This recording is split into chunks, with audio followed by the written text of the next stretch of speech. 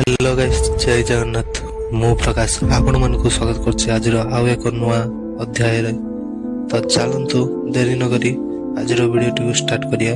ता पूर्व मोर गोटे रिक्वेस्ट, आपण माने वीडियो को देखुछंती किंतु लाइक करू नांती, शेयर करू नांती, कमेंट करू नांती, सब्सक्राइब मध्य करू नांती।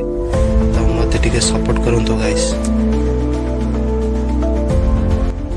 मु आज आपण मानक एमिति एक कहानी सुनाइबी जो कहानी ओडिया इतिहास स्मृति रहस्यमय हो रही जाइए। सही जगह बा सही स्थान होची चिलिकार पानी रहस्य तले दबी जाइथिबा कहानी कहवाकू जाउछे। आज मु चिलिका जहाकू आमे हृद बोली कहि थाउ, ओडिशार जो हृद लहरी किछि सत आउ किछि मिछ कहानी को नहीं आज भी रहस्यमय हो रही।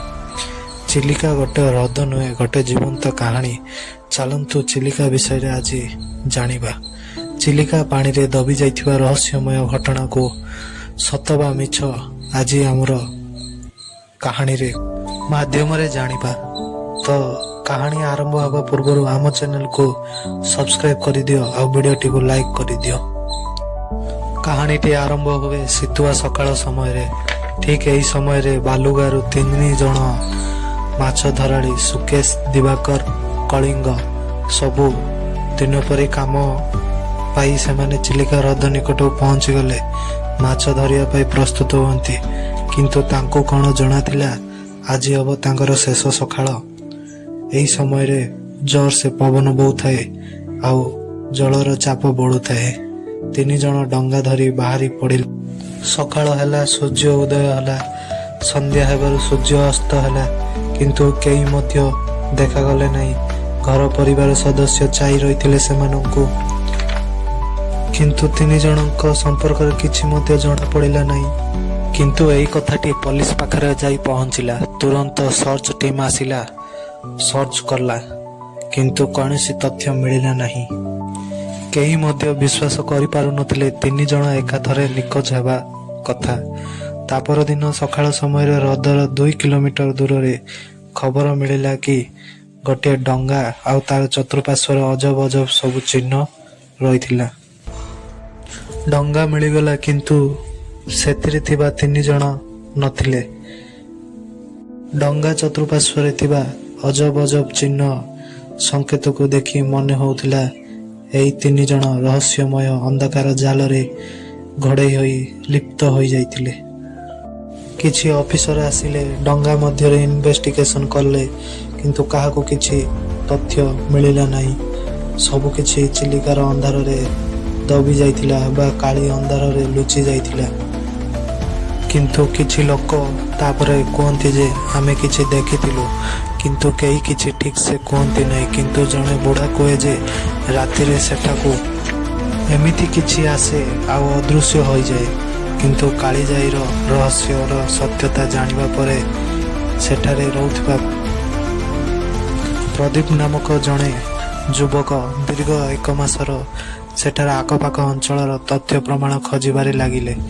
से किछि आर्टिकल लेखिकी प्रकाश मध्य करिथिले, किंतु सेही आर्टिकल मध्य किछि दिन परे अदृश्य होई जाए।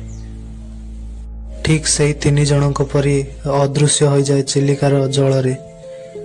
किंतु सेही आर्टिकल किपरि अदृश्य होई जाए ताहा काहाको मध्य जणा नथिला। किंतु एही समय रे प्रदीप को वार्निंग आकार रे धमक मध्य मिले आउ सेही कामरो प्रदीप निर्लिप्त होई जाए। आउ प्रदीप मध्य सेही अंचल रे आउ देखा जाए नहीं। तांको 3 जनक परी अदृश्य होई जाए। अंधार रे चिलिका रे किछि रहस्यमय घटना घटुतिला। चिलिका हृदरे माछ अपेक्षा पशु पक्षीर चाहिदा अधिक रहितिला, कारण अंधार राति रे एही सब हृद रो बाजार को पठा जाउतिला। किंतु किछि लोक कहते जे चिलिकार पानी तले नरकर दुनिया रही।